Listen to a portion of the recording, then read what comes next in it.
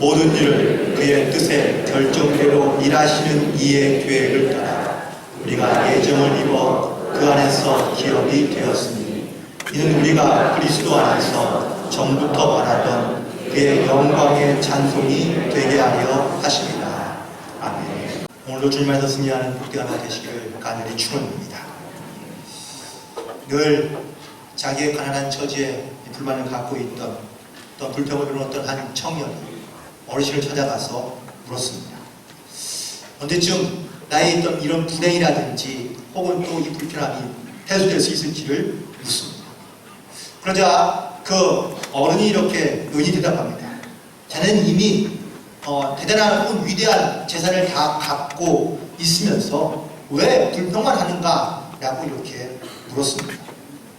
그러자 젊은이가 다시 반문합니다.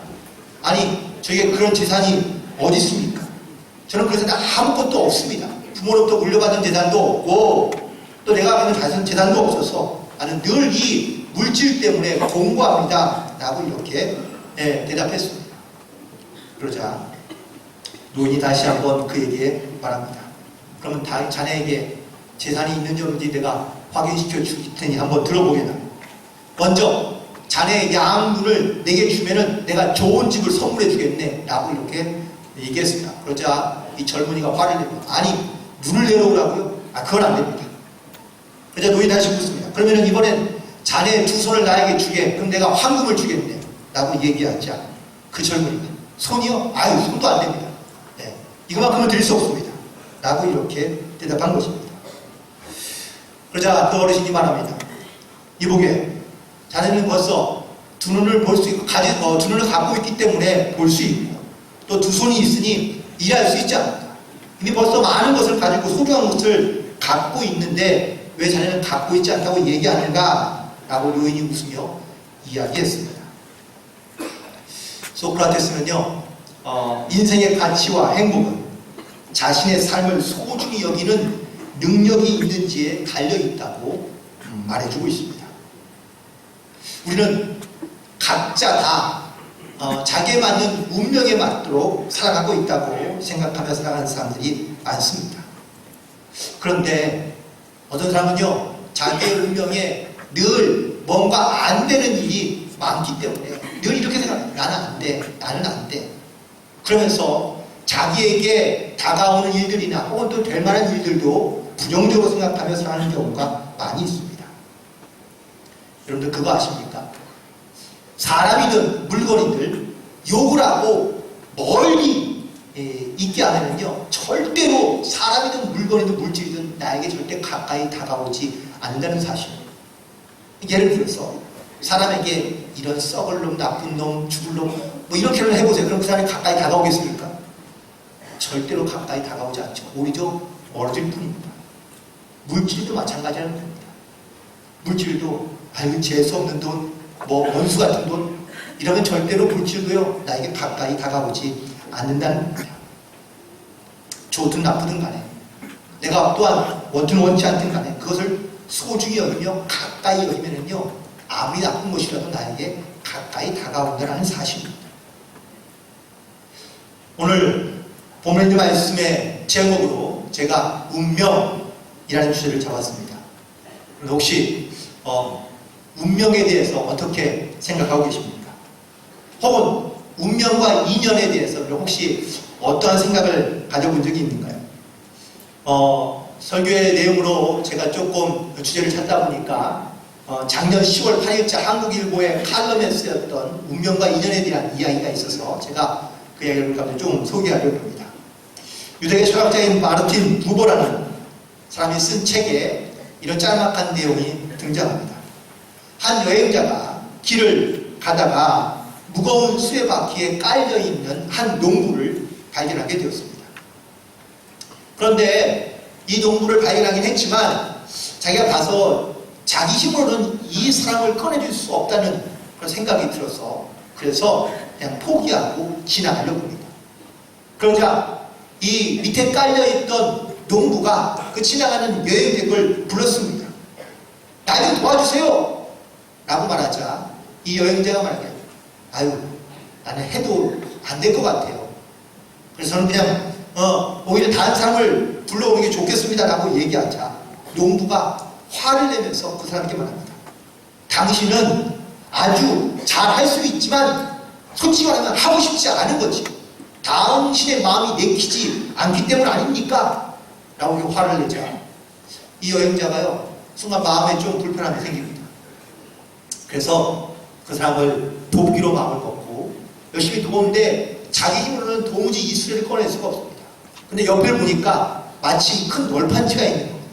그 널판지를 지을 때 삼아서 바퀴를 들어 올리니까 바퀴가 들려지고요. 그리고 바퀴에 깔려있던 농부는 그리고 빠져나오게 되었습니다. 그러고 난 다음에 이 두 사람이 묵묵히 같이 함께 길을 걸어가고 있습니다. 그러자 여행자가 물었습니다. 아니, 당신은 왜 내가 돕고 싶지 않을 거라고 생각한 겁니까? 라고 묻자 농부가 말하기를 당신이 할 수 없다고 해서 내가 일부러 그런 겁니다. 아니, 해보지 않고도 어떻게 알 수 있습니까? 아니, 그러면 당신은 내가 이 일을 할 수 있을 거라고 그럼 믿었단 말입니까? 라고 묻자 그 양반 참 정말 그냥 그런 생각이 들었다는 겁니다. 라고 얘기했습니다. 그런데 내가 만약에 이런 말 한다면 당신은 믿겠습니까? 만약에 내가 이 수레에 빠져 있는 것을 당신이 만약에 보지 않았다면 당신이 과연 나를 도우려 했을까요? 당신을 내게 보내신 것은 나를 돕게 하기 위하여 하나님께서 보내신 하나님의 계획이 있지 않았을까요? 라고 물었다는 겁니다. 이 말을 읽으면서 저는 큰 공감을 좀 얻게 되었습니다. 우리는요 누군가를 만나야지만 인연이 생기기 시작하고 또한 인연이 생기기 시작하면서 우리는 사람의 운명적인 그러한 만남들을 이야기하는 경우가 많습니다. 그런데 대부분 다 그 운명적인 만남이라는 것이 나와 잘 알고 있는 사람을 통해서 만날 경우에만 적용이 되는 경우가 많죠. 나와 전혀 모르거나 혹은 또 인식이 없는 사람이라면 우리는 아무리 가까이에 살아도 혹은 또 곁에 있어도 나와 상관없는 사람처럼 취급하며 살아가는 경우가 많기 때문에 그렇습니다. 어떤 분명한 인연과 또 끈이 있어야 그래야지만이 우리는 그 사람을 만날 수도 있고 혹은 또 더 깊어진 관계가 될 수 있는 것처럼 말입니다. 어떻습니까? 여러분들 주변에 앉아있는 분들을 한번 보세요. 잘 아시는 분들인가요? 언제부터 알고 지내셨습니까? 혹은 또 얼마나 가까이 지내고 계십니까? 어떤 연호로 살고 계십니까? 운명이라고 믿으십니까? 그런데 우리는 살아가면서 이 운명을 우리는 너무 쉽게 여기기도 하지만 혹은 또 너무 아무렇지 않게 여기는 경우도 있습니다. 말씀을 묵상하면서 이런 질문을 떠올려 보았습니다. 혹시 예수 믿는 팔자가 따로 있는지, 아니면 예수 믿지 않을 운명을 타고난 사람이 따로 있는지. 부자들 팔자가 따로 있다는 이야기를 많이 하고요, 가난한 팔자가 있다는 사람들, 또한 그렇게 정해진 운명을 가지고 살아가는 사람이 있다는 이야기를 종종 듣습니다. 그렇다면 만약 내 운명이 이미 정해진 대로 내가 살아가고 있다면, 그렇다면 이 세상은요 잘 움직이는 것 같지만 멈춰있는 세상과 다를 바가 없습니다. 왜냐하면 내가 굳이 움직이지 않아도 정해진 운명이라면 무언가 혹은 또 어떤 것은 반드시 나에게 찾아오거나 다가올 것이 분명하기 때문에 그렇습니다. 그다음 굳이 내가 힘들게 일하지 않아도 움직이지 않아도 정해진 운명이라면 나에게 분명히 다가오지 않을까. 어떤 팔자든지 말입니다. 그런데 열심히 살고자 하며 혹은 또 열심히 살아도 잘 안 될 운명을 타고났다면 열심히 사는 사람이 과연 누가 있을까? 아마 노력하지 않고요 최선을 다하려 하지도 않을 겁니다. 왜? 어차피 실패한 운명이니까. 하지만 이 운명이란 말에 자기의 인생을 거는 것처럼 어리석은 사람은 없는 것 같습니다. 노력하고 또 노력하면 운명도 달라질 수 있고 바뀔 수 있다는 것을 우리는 알고 있기 때문에 그렇습니다. 우리는 우리의 인생을 창조하시고 만드신 하나님을 믿으며 살아가는 그리스도인입니다. 그렇다면 하나님의 주권대로 움직이는 사람이라면 우리는 하나님의 계획과 뜻이 무엇인지를 아는 게 필요한데, 마치 우리는 세상에 살아가면서 세상의 정의로운 어떠한 운명에 의해서 내 인생을 맡기며 살아가는 일들이 많다면 과연 그 사람은 정말 하나님을 믿음으로 바라보며 살아가는 것인지, 혹은 또 하나님의 뜻을 알고 살아가는 것인지 조금은 의심이 들기도 합니다. 예수님이 이 땅 가운데 오신 이유가 있죠. 모든 사람을 다 구원하기 위하여 이 땅 가운데 오셨다고 말씀해 주고 있습니다. 특별한 사람, 특정한 그룹, 어떤 구원받을 사람만 구원하기 위하여 이 땅 가운데 오신 것이 아니라 모든 영혼이 다 믿어 구원에 이르고 하나님의 백성이 되기를 원하시는 그러한 섭리와 계획 가운데 이 땅 가운데 오셨다는 사실입니다. 그래서 예수님을 믿으면 하나님의 자녀가 되는 권세를 주셨다고 요한복음 1장에서도 말씀해 주고 있거든요. 예수님이 이 땅 가운데 죽으러 온 운명을 갖고 태어난 것이 아니라 다시 살리게 하기 위하여 이 땅 가운데 오신 것 아닌가요? 그렇다면 우리가 믿고 따르는 이 그리스도인의 삶 혹은 또 운명은 과연 무엇인지 오늘 그에 대해 다시 한번 고민해보고 또 생각해보는 은혜를 나누고자 합니다. 그래서 첫 번째 질문으로, 그럼 나의 운명은 과연 어떤 운명인가 라는 것에 대한 질문을 한번 던져보았습니다. 여러분 과연 어떤 운명을 갖고 태어나거나 아니면 어떤 운명을 갖고 살고 계십니까? 사람은 다 자기가 정해놓은 길을 걸어가고 있습니다.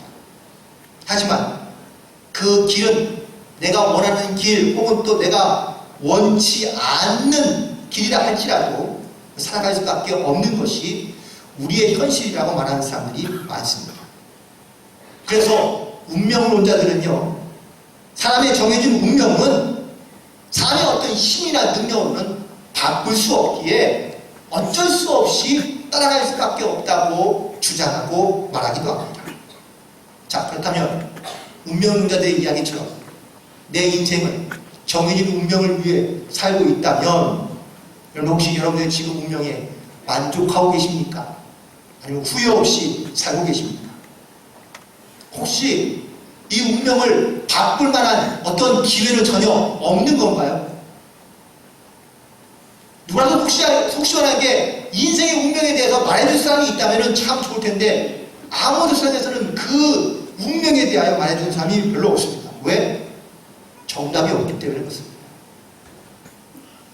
어떤 교수의 강의 중에 이 말을 기억하고 있는데요. 인생은 비규격이다 라는 그런 한 문장입니다. 만약에 사람의 인생이 마치 정해놓은 법칙이나 아니면 그 규격대로만 살아간다면 그러면은 모든 사람이 그 법칙에 의해서 살면은 별로 큰 어려움이 없을 것 같은데, 예를 든다면 사람이 태어나서요, 어느 유치원에 다니고 초등학교에 다니고 중학교에 다니고 고등학교 그리고 대학교 혹은 뭐 대학원 혹은 또 어느 정해진 직장에 딱 들어가는 딱 완벽히 틀에 맞춘 그 인생을 1급이라고 따지고요, 그냥 조금 못한 사람은 2급, 3급, 4급, 세상에는 사실은 이렇게 급수로 인생을 평가하는 경우들이 종종 있는데, 자, 그렇다면 1급으로 살아가는 운명을 가진 사람들은 그러면 다 행복한 인생을 살고 있습니까? 아니요. 그렇지는 않더라고요. 성공한 것처럼 보이지만, 하지만 그래도 자기의 인생에 만족함이 없이 살아가는 사람들이 많습니다. 인생이란 조건에 의해서 만들어지는 그러한 인격도 아니고요, 또 운명도 아니라는 겁니다. 인생은 이처럼 비규격입니다. 다르지만, 서로 너무나 다르지만 자기의 주어진 모든 환경과 조건 안에서 최선을 다하며 살 때 그 안에 진정한 인생의 목적을 발견할 수 있는 것이죠. 또한 동시에 나의 인생과 운명은요, 단 한 번의 기회밖에 없다는 사실입니다. 예를 들어 인생은 한 번뿐이 인생을 살고 있는 겁니다. 인생을 기차에, 기관차에 비유하는 경우들이 종종 있는데 이 기관차는요 절대 쓰지 못합니다. 뒤로 돌이킬 수도 없고 그리고 멈출 수도 없고 그냥 무조건 앞으로만 가야 하는 것이 바로 인생이라는 기차입니다. 그런데 인생의 기차를 타고서 내 인생 가운데 만약에 어떤 한 기회가 주어진다면 내 운명을 결정할 수 있는 한 번의 기회가 주어진다면 과연 무엇을 선택하시겠습니까? 어떤 사람은 자기 성격을 고치면 좋겠다고 하는 사람도 있고요. 어떤 사람은 내가 못 배운 한이 있으니 좀 배웠으면 좋겠다고 하는 사람도 있고 또 어떤 사람은 뭐 엄청난 부와 명예를 원하는 사람도 분명히 있겠죠. 여러분 가운데 가장 지금 필요한 것 혹은 또 지금 나에게 내 인생의 운명을 바꿀 수 있는 가장 중요한 것이 있다면 과연 여러분 무엇을 선택하시거나 아니면 요구하시겠습니까? 그 단 한 번의 기회뿐인 인생을 살고 있다면 그러면은요 그 기회를 놓치고 나면은 우리는 늘 후회하면서 살아갈 수밖에 없겠죠.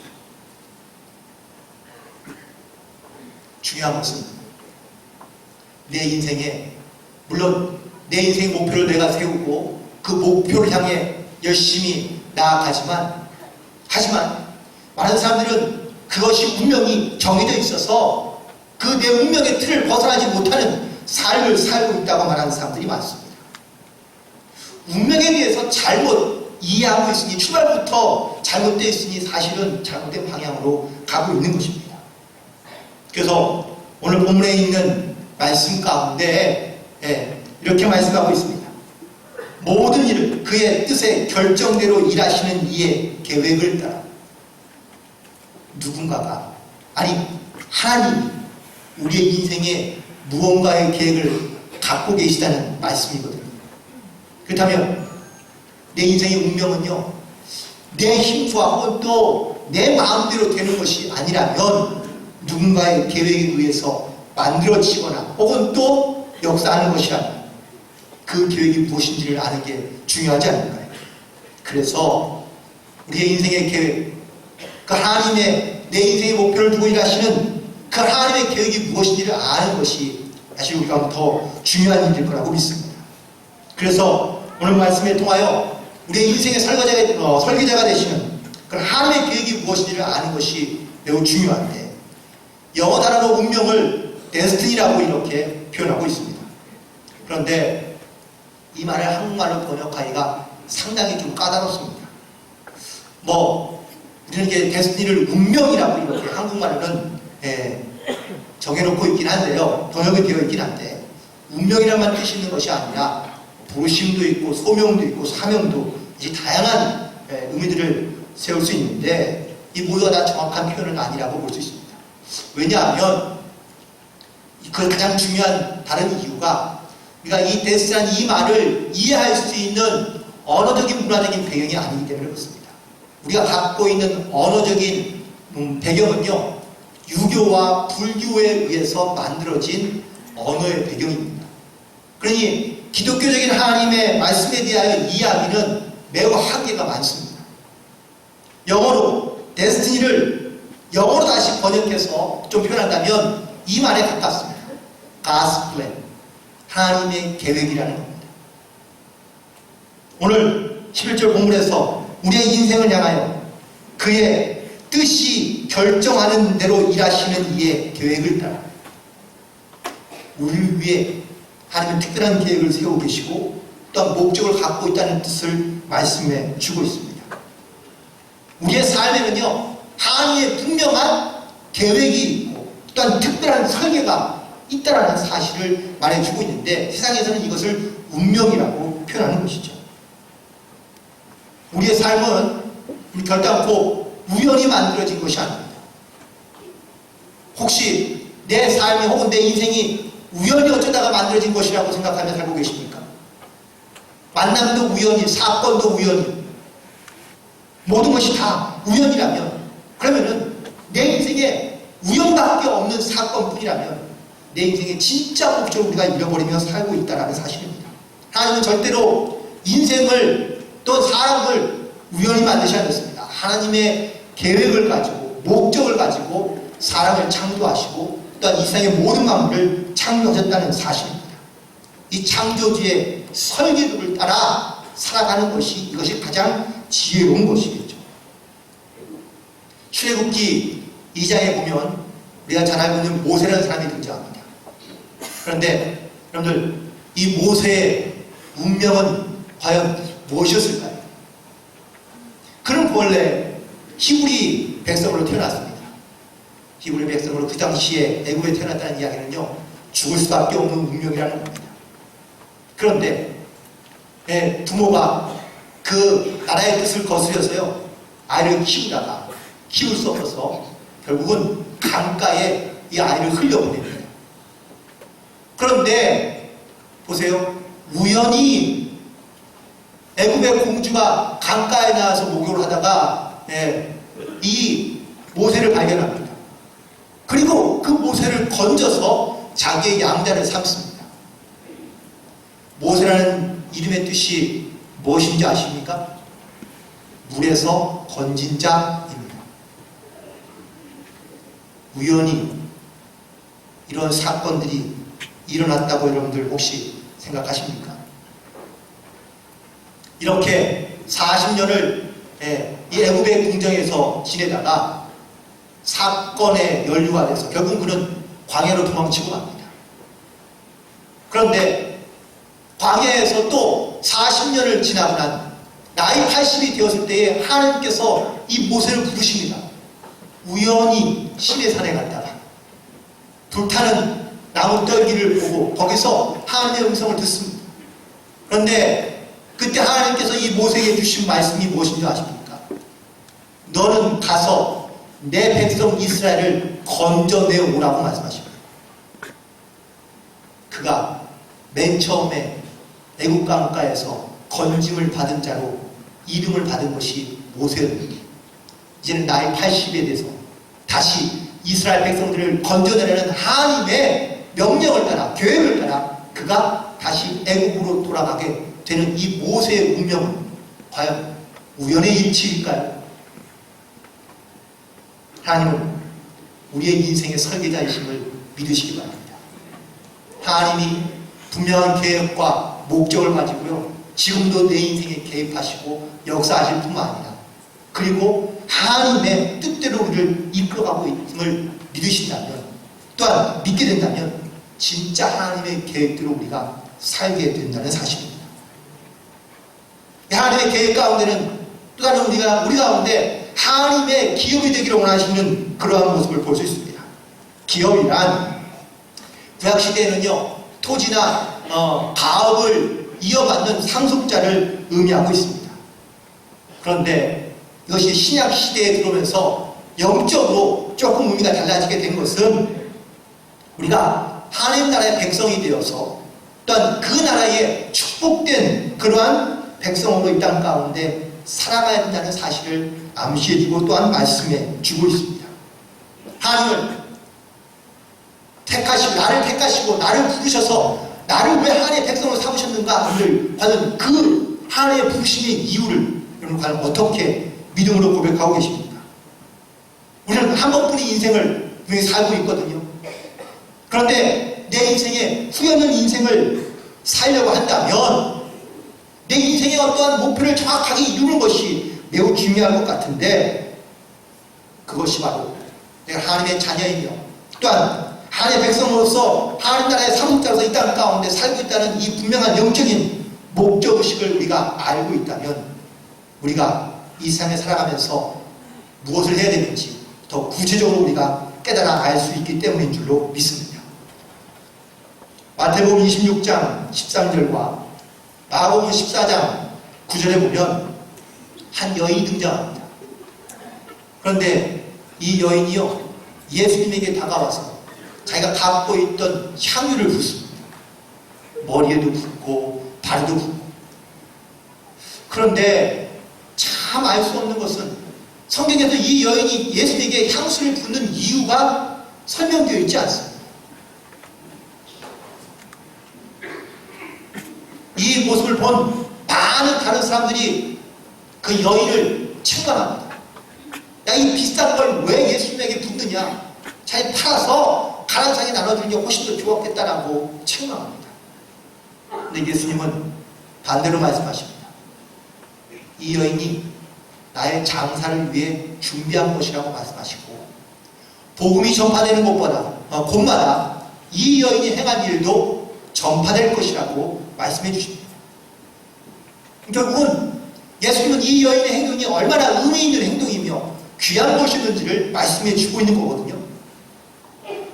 그런데 말씀을 묵상하다가 저는 궁금증이 생겼습니다.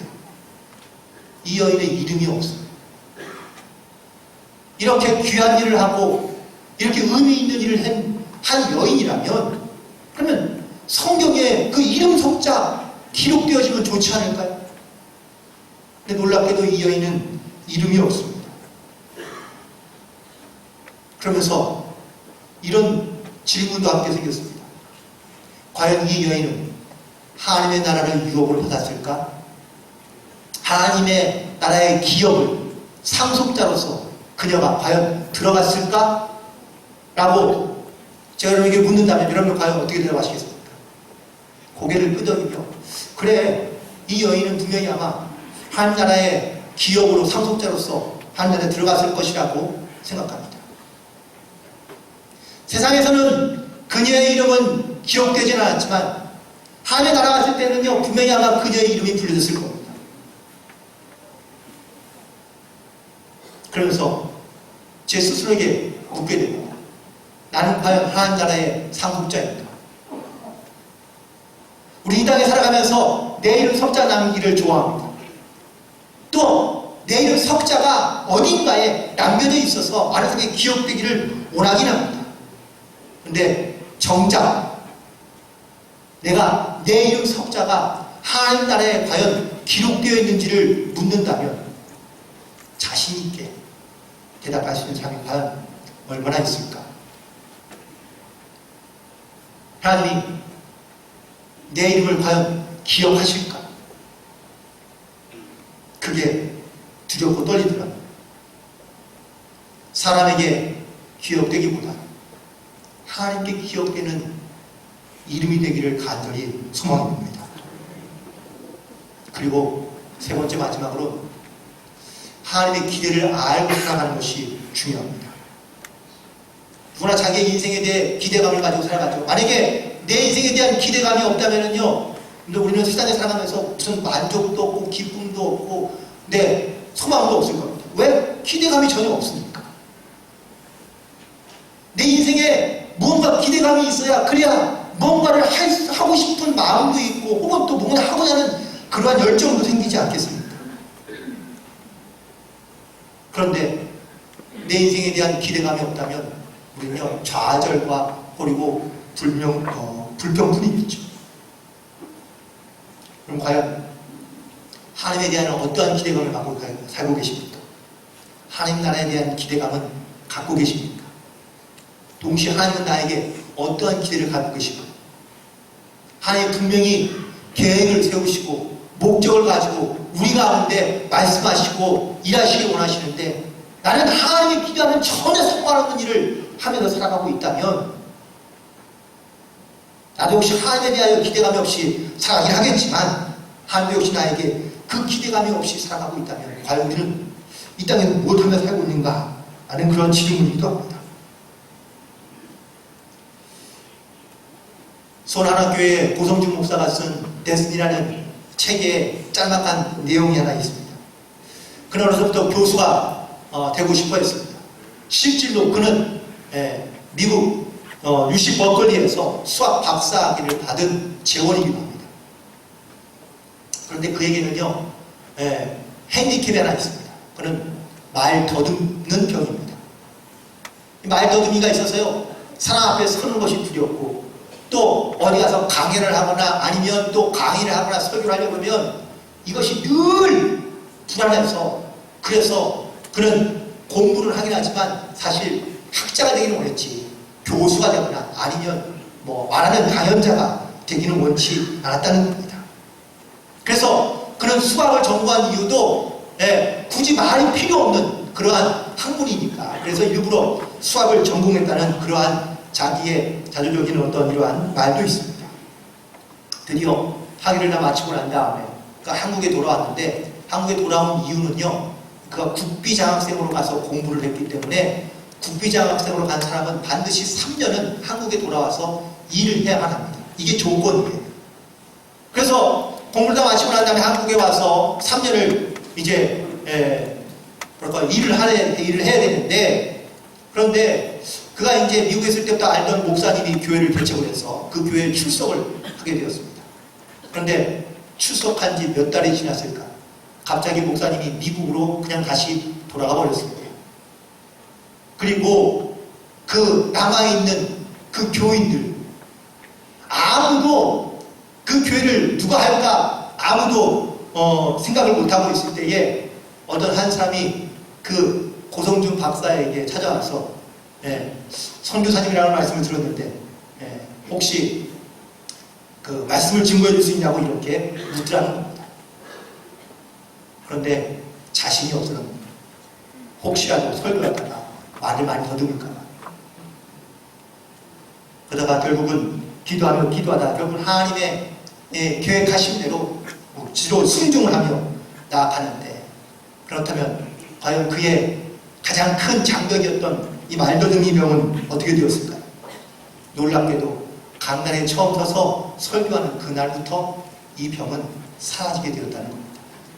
그리고 지금까지 목회를 하고 있습니다. 이 은혜 과연 뭐라고 설명하면 좋을까? 하나님의 계획을 우리가 다 이해할 수 없습니다. 하지만 이거는 꼭 기억하시면, 하나님은 반드시 이루신다는 거예요. 당신의 계획을. 그래서 그것이 우리에게 스스로 깨달아지게끔 운명처럼 다가오는 사건, 하나님의 섭리와 계획이 무엇인지를 깨닫게 하기 위하여 우리 가운데 역사하고 반드시 이루신다는 것을 우리 가운데 깨닫게 하신다는 사실입니다. 하나님의 능력을 경험한다는 것은 하나님의 계획과 연관되어 있는 말입니다. 하나님의 일하심, 하나님의 역사하심, 이것은 철저한 하나님의 계획 가운데 일하시고 있는 일인 것입니다. 그런데 세상에서는 이것을 운명이라고 말하며 그것을 진리처럼 여기며 또한 살고 있다는 사실입니다. 그래서 세상에서 사실 이 누구도 하나님의 계획을 막을 수 있는 사람은 아무도 없습니다. 다만 내가 거절하거나 거부하는 것 뿐이죠. 내가 거부하고 거절한다고 하나님의 계획이 이루어지지 않느냐? 아니요. 하나님은 또 다른 방법으로 하나님의 계획을 이루어 가시는 것이 분명합니다. 그렇다면 나는 지금 하나님의 계획 안에서 어떠한 운명을 살고 있는지, 내 운명이 하나님의 계획과 함께하고 있는 것인지를 여러분 한번 돌아보시기 바랍니다. 그리고 할 수만 있다면 내 인생에 반드시 계획하시고 역사하시는 그런 하나님의 뜻을 따라, 계획을 따라 믿음으로 순종하며 나아가신다면 하나님의 살아계신 증거들과 역사하심의 증거들을 분명히 만나게 될 줄로 믿습니다.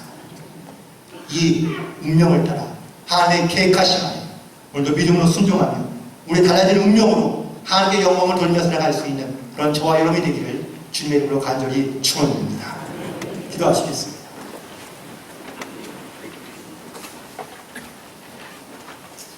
하나님 감사합니다. 우리 사랑하시고 하나님의 크신 계획 가운데 내 삶을 이끄시고 인도하시며 역사하시는 줄 믿습니다. 하나님, 세상에 살아가면서 우리가 어떠한 뜻을 품고 살아가는지, 또한 그 계획에, 또한 그 목적에 맞추어서 내 삶을 이끌어가려 하지만 하나님, 내 뜻대로, 내 계획대로 되지 않는 이유는 하나님의 뜻과 계획이 있기 때문인 줄 믿습니다. 오늘도 우리 가운데 운명처럼 역사하시는 그 하나님의 계획하심을 발견케 하여 주옵소서. 그리고 그 계획을 따라 순종하며 믿음으로 결단하며 나아갈 때마다 하나님의 은혜가 무엇인지, 또 하나님의 역사하심과 안에 살아계심이 무엇인지를 경험하며 깨닫게 하여 주옵시고 날마다 그 순종의 기쁨으로 살아갈 수 있는 믿음의 삶을 살아가도록 인도하여 주옵소서. 오늘도 내 삶을 주장하시고 이끄시고 역사하여 주시는 예수님의 이름으로 기도드리옵나이다.